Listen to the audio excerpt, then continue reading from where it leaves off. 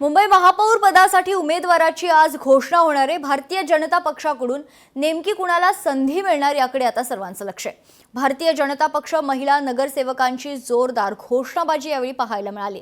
जय भवानी जय शिवाजी यासह जय श्रीरामच्या घोषणा देखील या नगरसेविकांनी महानगरपालिकेत दिल्या। छत्रपती शिवाजी महाराज आणि डॉक्टर बाबासाहेब आंबेडकरांच्या नावांचा देखील जयघोष यावेळी पाहायला मिळाला। या संदर्भात सविस्तर माहिती जाणून घेऊयात। आपले प्रतिनिधी चेतन ननावरे आपल्या सोबत जोडले जात आहेत। चेतन, खरं तर महानगरपालिकेत भारतीय जनता पक्षाच्या कार्यालयाचं उद्घाटन कालच झालं आणि त्यानंतर आज जर आपण पाहिलं तर नगरसेविका या ठिकाणी जल्लोष करताना पाहायला मिळतात। चेतन, निश्चित मेघना, आपण पाहू शकतो या घोषणांनी अक्षरशः भाजपचं कार्यालय आहे ते दणाणून सोडलेलं आहे आणि हा उत्साह आहे, ही एनर्जी आहे ती म्हणजे महापौर पदाची आता निवड होणार आहे। उमेदवार आहे त्याची घोषणा केली जाईल। 11 तारखेला जरी निवडणूक असली तरीही आत्ता आहे त्या उमेदवाराची घोषणा केली जाईल आणि या उमेदवारावर नेमकं कोण नाव असणार हे तर निश्चित नाहीये। या ठिकाणी तेजश्री घोडसाळकर, आपण त्यांच्याशी बातचीत करूया। तेजश्रीजी, महिलांसाठी खुला प्रवर्ग आहे, तुमचंही नाव चर्चेत होतं, काय सांगाल आता एकंदरीत घोषणाबाजी आम्ही पाहतो? हा भारतीय जनता पार्टीचा उत्साह आहे आणि पहिल्यांदाच महिला महापौर ही भारतीय जनता पार्टीची होणार आहे, त्यामुळे वेगळाच इथे वातावरण झालेलं आहे आणि सगळ्या महिला खूप उत्साहित आहेत। निश्चितपणे उत्साह आहे मेघना, या ठिकाणी पाहू शकतो मोठ्या संख्येने आहेत। काहींची पहिलीच टर्म आहे, अशा पहिल्या टर्मच्यातल्या नगरसेवकांशी आपण बातचीत करूया। महिलांसाठी तुमची पहिली टर्म आहे आणि महिलांसाठी राखीव झालेला आहे मतदारसंघ हा। काय वाटतं एकंदरीत कुणाचं नाव चर्चेमध्ये आहे, कुणाला संधी मिळेल आणि ठाकरे गटाचं आव्हान कितपत वाटतं? भारतीय जनता पार्टीला ठाकरे गटाचं आव्हान सध्या वाटत नाही असं मला वाटतं, कारण ज्या पद्धतीनं जनाधार आज भारतीय जनता पार्टीबरोबर किंवा महायुतीबरोबर आहे त्यामुळे मला असं वाटत नाही की उभाटाचं फार मोठं आव्हान त्या आपल्यासमोर आहे।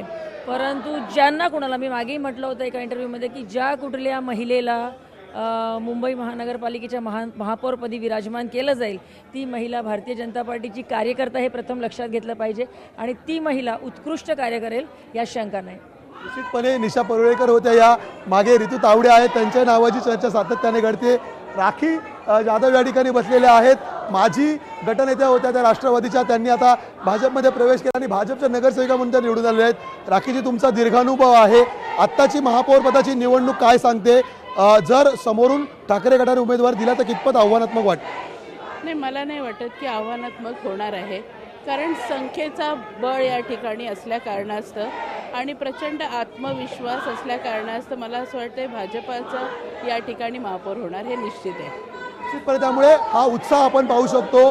देश का नेसा कहता हो, नरेंद्र मोदीच्या नावाने घोषणा आहे। थोड्या वेळापूर्वी देवाभाऊच्या या ठिकाणी घोषणा सुरू होत्या, आता थोड्याच वेळात अमित साटम आहेत, ती नावाची घोषणा करतील आणि एका नावावरती शिक्कामोर्तब झालेलं पाहायला मिळेल। मेघना, निश्चित चेतन, खरं तर जर आपण पाहिलं तर महिला राज पुन्हा एकदा मुंबई महानगरपालिकेवर आपल्याला पाहायला मिळते आणि भारतीय जनता पक्षाच्या या आघाडीच्या महिला हे सर्व चित्र पाहताना एक वेगळंच खरं तर समीकरण कुठेतरी मुंबईमध्ये पाहायला मिळणार का अशी खरं तर शंका आता व्यक्त होते। निश्चितपणे या ठिकाणी आताही पाहू शकतो आपण एक वेगळं समीकरण आहे। महिला नगरसेविका सर्वाधिक संख्येने जर पाहिल्या तर त्या भाजपच्या निवडून आलेल्या आहेत। सर्वाधिक मराठी तिकीट जास्त दिलेली होती ती देखील भाजपने दिलेली होती आणि त्यामुळे आता नेमकं महिला आरक्षण पडल्यामुळे कुणाच्या नावावरती आता या कुणाच्या नावाची चिठ्ठी या ठिकाणी निघणार आहे त्याची खरी उत्सुकता आहे सर्वांमध्ये आणि म्हणूनच हा उत्साह आहे तो महिला नगरसेवकांमध्ये दिसतोच आहे। याशिवाय या ठिकाणी काही दीर्घ अनुभव असलेले पण नगरसेवक आहेत, नगरसेविका आहेत। अलका केरकर ज्यांच्या नावाची चर्चा सुरू होती त्यांच्याशी आपण बोलूया। अलकाजी, काय सांगाल? तुमच्याही नावाची चर्चा आहे, ज्येष्ठ नगरसेविका तुम्ही आहात, या ठिकाणी ज्येष्ठ कार्यकर्त्या आहात, काय वाटतंय? जे पक्षाला चांगलं वाटेल, जो योग्य सुटेबल महापौर पद, मुंबईचं हे काही छोटी मोठी पद नाही आहे, त्याच्यामुळे त्याला सुटेबल असाच महापौर पक्ष देईल। निश्चितपणे मेघना, मी दाखवू शकतो मोठ्या संख्येने पुरुष नगरसेवक देखील या ठिकाणी उपस्थित आहेत समर्थनासाठी।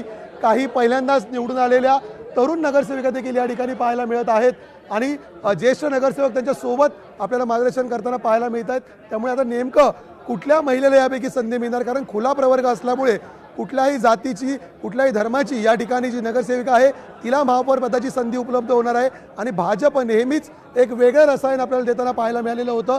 त्यामुळे यंदा नेमकं कुणाला संधी मिळणार याकडे सर्वांचं लक्ष असेल. भाजपच्या पोटडीतून कुणाच्या नावाची चिठ्ठी निघणार हेही पाहणं महत्त्वाचं असेल. मेघना, निश्चित चेतन, अगदी थोड्याच वेळात मुंबई महानगरपालिकेची महापौर कोण होणार आहे हे चित्र स्पष्ट होईलच. तुर्तास धन्यवाद आपण दिलेल्या सविस्तर माहितीसाठी. वळूयात पुढच्या आणखी एक महत्त्वाच्या बातमीकडे. मुंबई भारतीय जनता पक्ष कार्यालयात शंखनाद पाहायला मिळते. थोड्याच वेळात महापौर पदाच्या उमेदवाराची घोषणा होणार आहे. अमित साटम यांच्या नेतृत्वात अर्ज दाखल केला जाणार आहे. भाजप मुंबई अध्यक्ष अमित साटम यांच्या नेतृत्वात आज अर्ज खरं तर दाखल केला जाईल.